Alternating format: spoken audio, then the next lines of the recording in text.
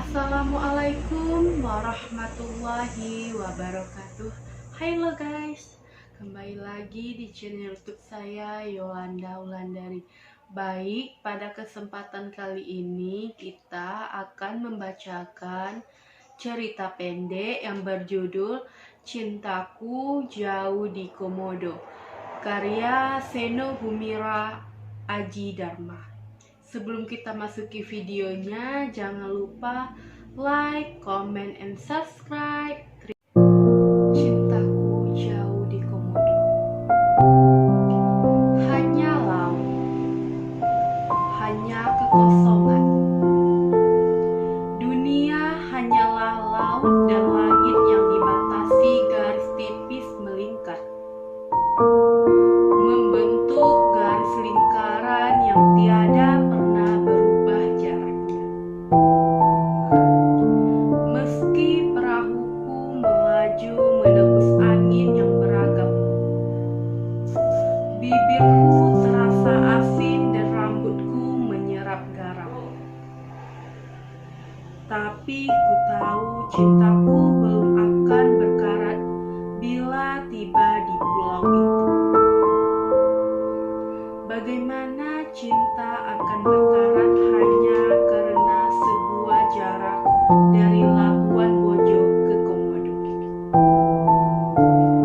Jika cinta ini belum juga berkarat setelah mengurangi berabad-abad jarak.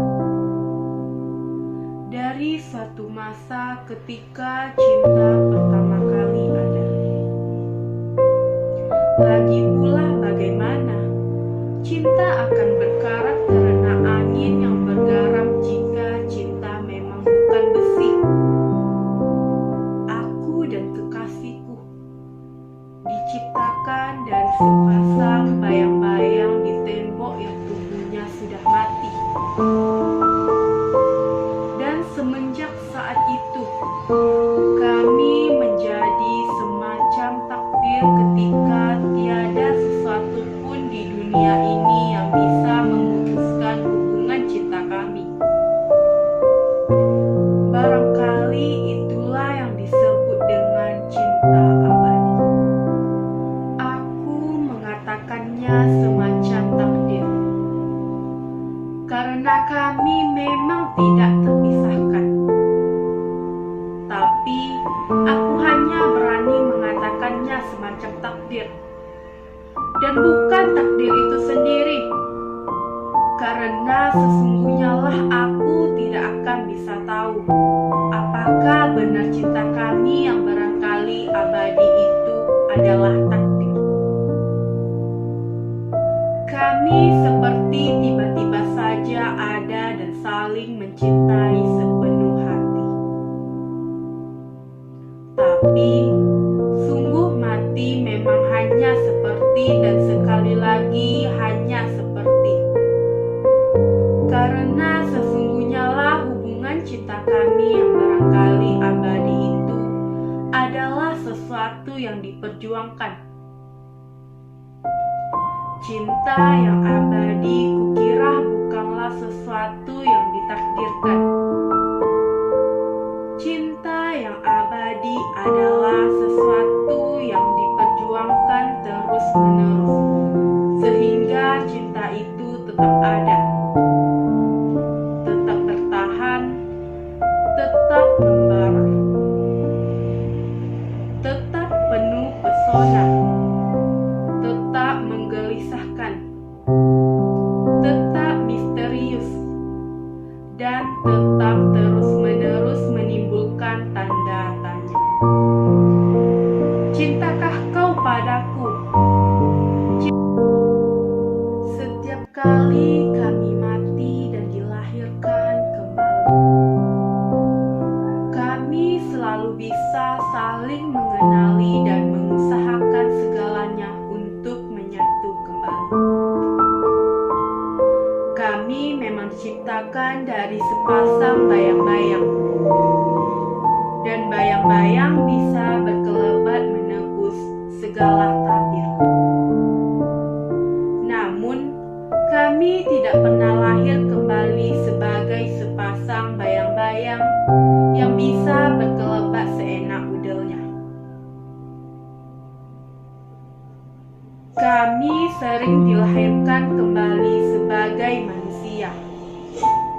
Dan sebagai manusia, kami tidak bisa berkelebat seenak udel kami.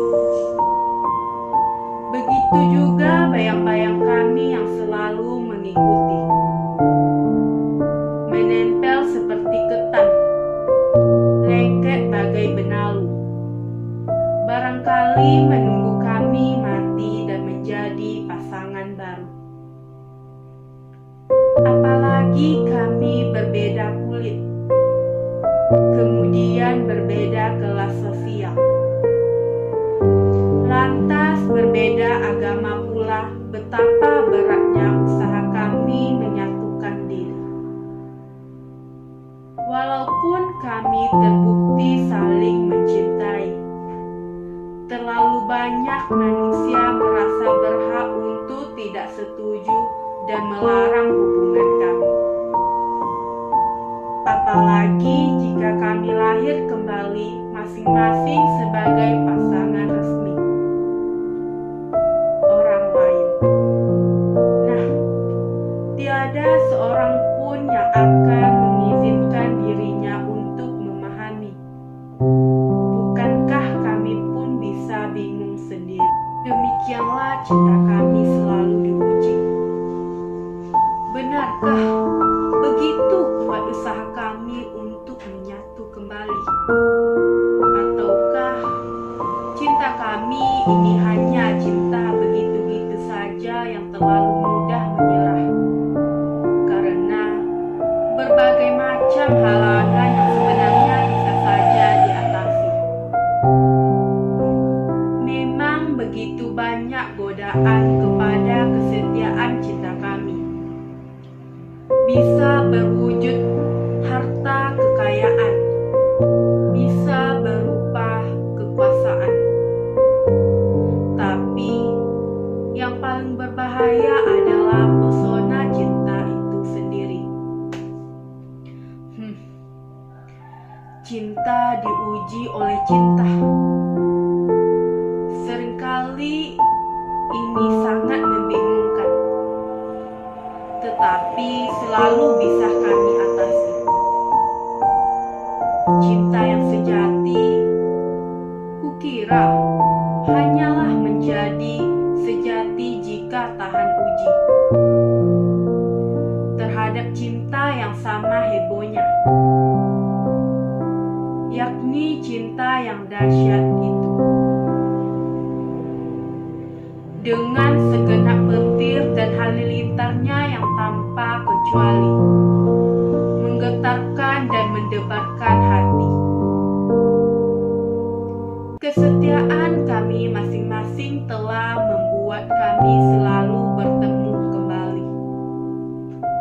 Begitulah, meski terkadang penuh dengan luka-luka cinta di sana-sini, karena ketergodaan yang terlalu menarik untuk tidak dilayani.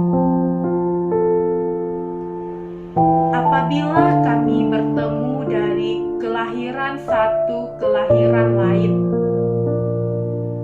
kami akan, meski perbedaan duniawi yang membungkus kami bisa mengakibatkan masalah berarti. Itulah yang terjadi. Misalnya, ketika aku lahir sebagai pendeta dan kekasihku lahir sebagai putri raja. Lain kali aku lahir kembali sebagai perempuan dan kekasihku lahir kembali tetap sebagai perempuan. Suatu kali bahkan ketika lahir kembali sebagai bayi, kekasihku sudah lahir berpuluh tahun sebelum dan hampir mati. Tetapi, tidakkah cinta itu tiada memandang wujud dan tiada pula memandang usia? Jika cinta memang mempersatukan jiwa, maka kesenjangan tubuh macam apakah yang akan bisa menghalanginya? Justru itulah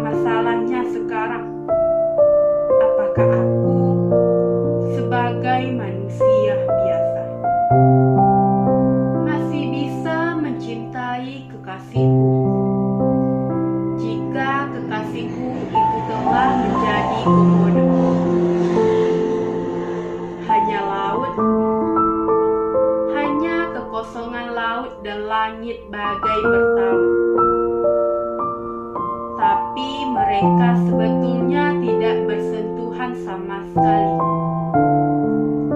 Apakah aku akan bisa bertemu dengan kekasihku kali ini? Tanda-tanda alam memberi isyarat kepadaku. Kekasihku telah dilahirkan kembali dalam wujud seekor komodo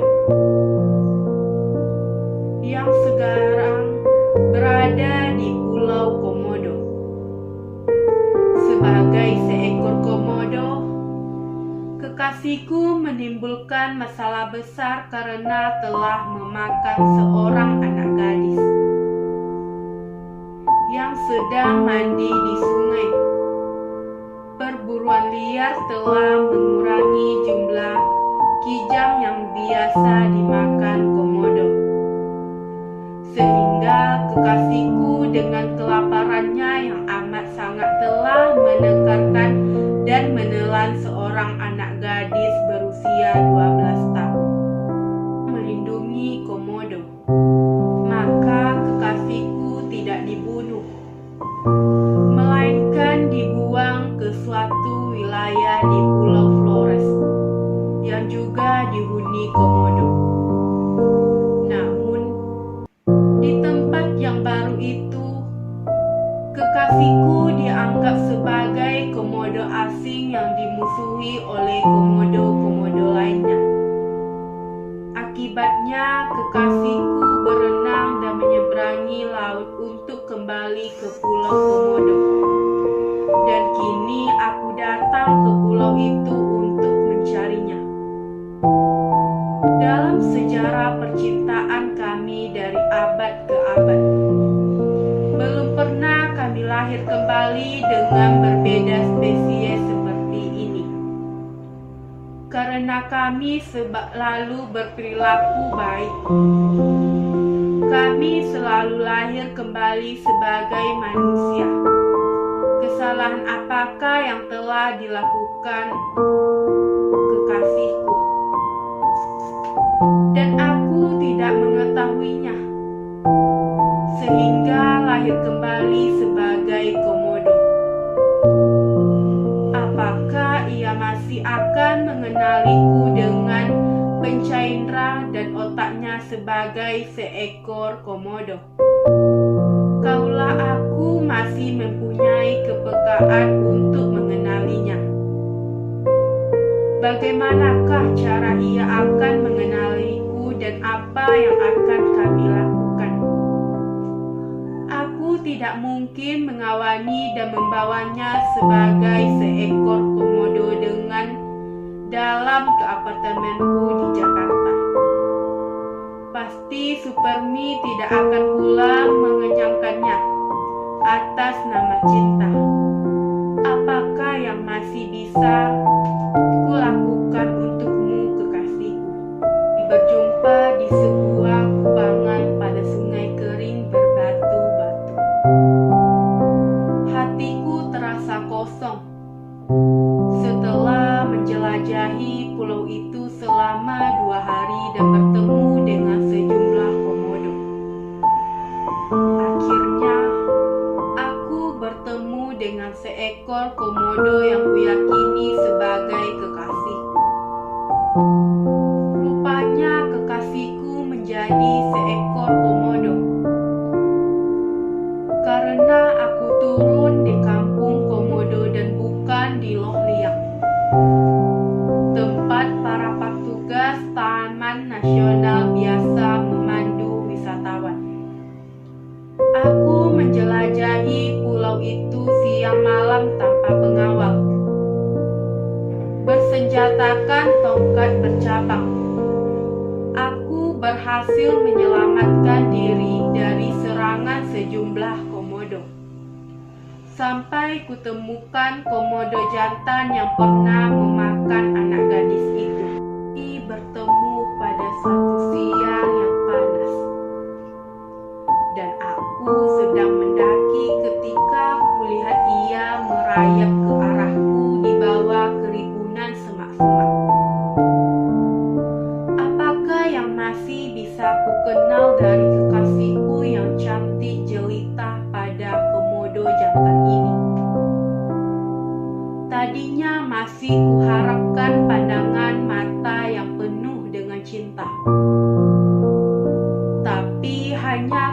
melihat sebuah pandangan mata yang kosong. Sudah jelas ia tampak kelaparan. Dan kukira ia tidak mengenaliku. Apakah masih saja jika aku berusaha tetap mempertahankan cinta? Dalam keadaan seperti ini, aku menjadi ragu. Apakah cinta yang abadi itu sebenarnya memang ada? Ataukah hanya seolah-olah dan ada dipercaya begitu rupa sehingga mengelabui para peminatnya? Mungkin cinta ternyata mengenal wujud, meskipun komodo jantan itu memang penjelmaan kekasihku. Dan aku sangat mencintainya. Aku bertanya-tanya, apakah aku bisa mencintainya seperti aku mencintai kekasihku? Aku terpeleset dari tebing dan meluncur masuk ke kubangan, tempat di hadapan mulutnya yang menganga. Semuanya sudah terlambat. Kaki kiriku sudah masuk ke mulutnya. Langsung patah beberapa bagian. Aku tidak sempat memanfaatkan tongkat bercabang itu. Apakah aku akan lebih bahagia jika menyerahkan jiwa sebagai pengorbanan cinta? Kurasa seluruh tubuhku tersedot masuk ke dalam tubuh komodo itu sekarang. Di dalam tubuh itu hanya kurasakan kegelapan dan perasaan menyatu